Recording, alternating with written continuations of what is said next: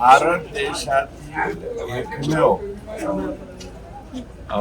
6 वेळा फक्त तळ हाताच्या वरती बसणारं जेवढं पाणी आहे तेवढ्या पाण्यावरती नर्मदा परिक्रमा करणारे एकमेव अवधूत सिद्ध दादा गुरु महाराज हे उद्या सायंकाळी 4 वाजता पाटोदा येथे येत आहेत.